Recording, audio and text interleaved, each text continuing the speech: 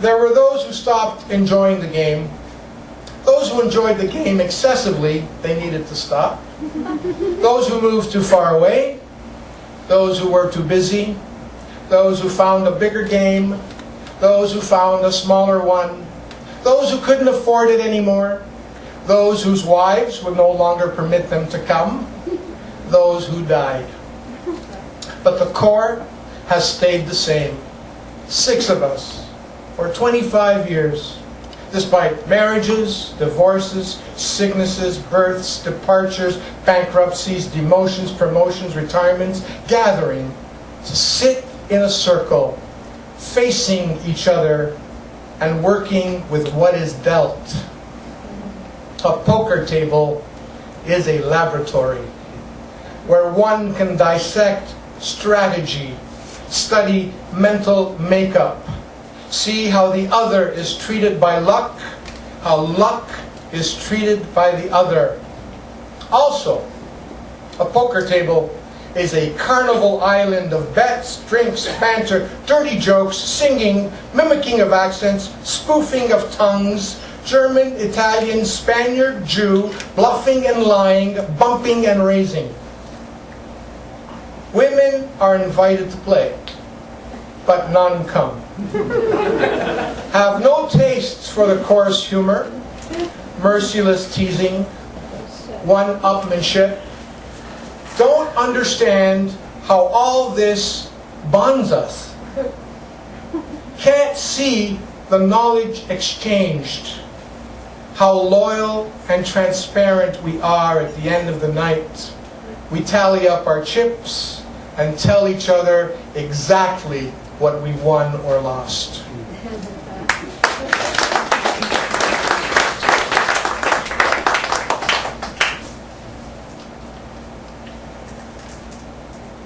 Urbanski told me my problem was, you think too much. You don't get drunk. Can't let go. You're just afraid of losing what? Losing the weekdays, those fucking molecules and atoms, this stuff, this ball of land and water turning in empty space. Urbanski's dead, but his voice alive is true. I can't drill through this solidity the way he could so many years ago when his body was a racetrack of competing highs. And he made up songs, guitar and tinted glasses, cigarette and beer, Dylan, Hendrix, Kerouac, and Neil Young, all there when he sang, "Man, I love the Queen of Wow. The dark sister queen of wow hides herself under my skin, leaves tracks to show me where she's been. My female hero, my liquid sin, the crazy sister queen of wow." And I was curious, wanted to know how someone standing on a precipice of stolen drugs and wine would answer, "What is the moon?" And he said, "A hole in the sky."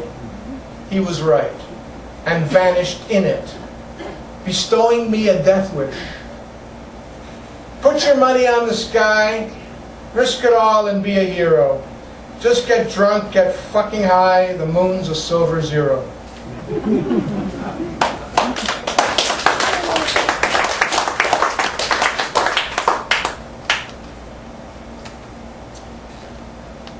My city is not a city, but a monastery. Private, work and thought centered. Tidy apartments, clean walls, each monk in a cell.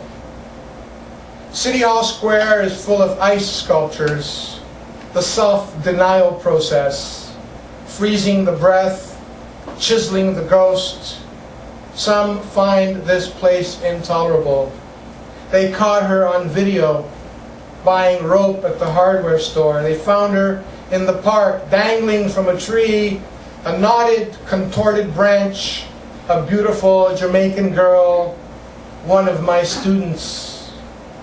Hated the winter, hated her voice, how snow internalized becomes permanent inflection.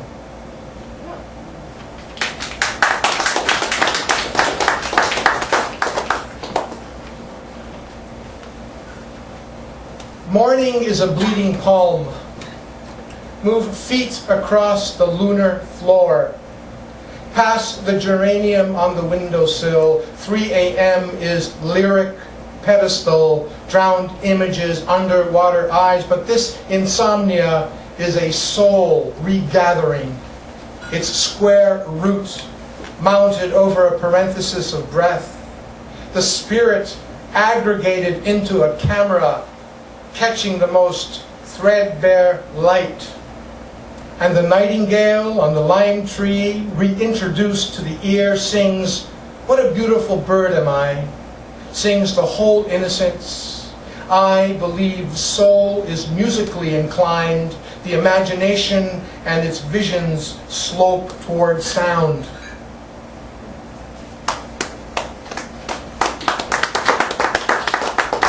And this is the last part. My house was a biblical one, shingled with birds, doves marrying crows, death card cooing in the chimney, an unspecified number of rooms rented by foreigners, hermits, tight in fists of contemplation, their faces grazed by shadow herds, the collusion of sacred numbers. The intransitive darkness of the halls, I favored the first floor apartment. Blank square footage, empty heaven, furnished only with music, not a room, but a gulp of fresh air. In it lived the only woman in the house, dancing, thinning herself into an upward climb. She vanished into music itself, and I had no parting gift to give her. I was ice new.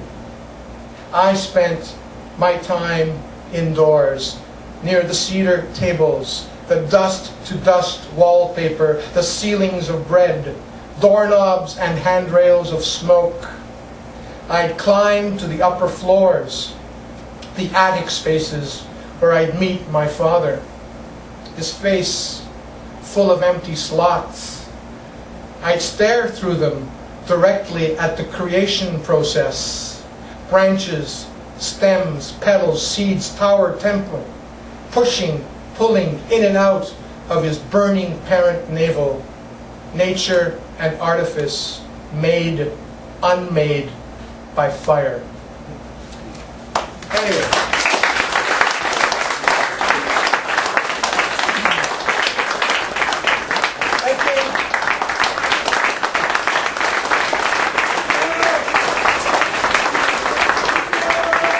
Keep your applause going for Luciano Iacobelli, everybody.